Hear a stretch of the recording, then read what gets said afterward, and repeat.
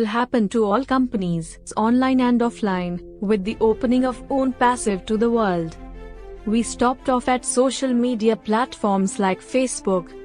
Like all the rest of these platforms, the way they have been making money is that they are selling the personal data of their clients to the highest bidder. We have done that for decades. Onpassive will not be taking any data and selling it to the highest bidder. It starts out with the CEO of Onpassive, Mufareh. He has taken Onpassive to a level that will not be reached by any other company.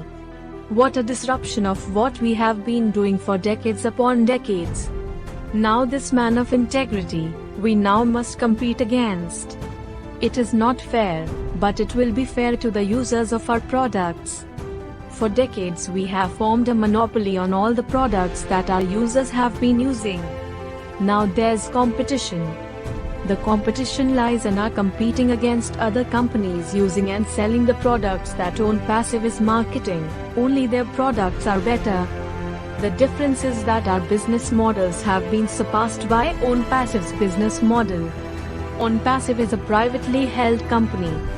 Mufareh is sharing his wealth with the founders in Onpassive.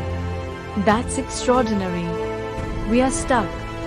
We are going to see many other social media platforms disappear, because why would someone want to be a part of something that would have their personal data sold and their privacy exposed to strangers?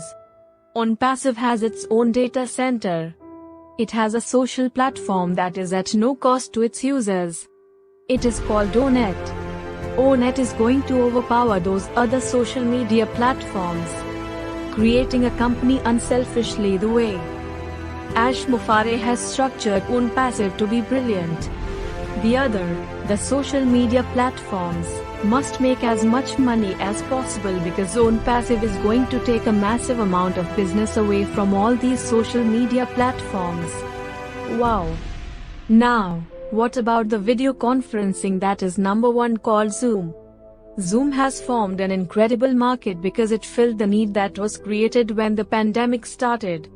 They did about $2.8 billion last year. The global video conferencing market size was estimated at $6.28 billion in 2021 and is expected to reach $7.71 billion in 2022.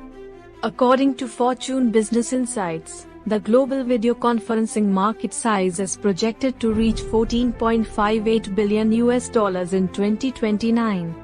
We were sitting back and saying, wow, what an incredible source of income. No one would ever be able to even approach what Zoom is doing.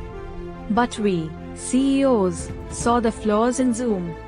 First of all, there was a limited amount of people who could connect to Zoom when it came to video conferencing. If you wanted more, you had to pay an expensive rate. We were using Zoom to do a lot of our business because the pandemic struck and a lot of companies had been leaving the brick and mortar business and having the employees work at home. But guess who was paying attention to what was happening with Zoom? Mufareh, that's who. Onpassive developed a platform that is rivaling Zoom. Onpassive took all the negatives that made Zoom unattractive out of its product. Onpassive as we speak now has a product called O-Connect.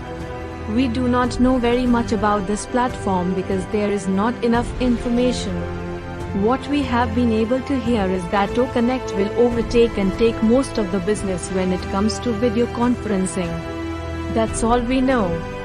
Warning to all of those video conferencing companies, watch out for Onpassive and O-Connect.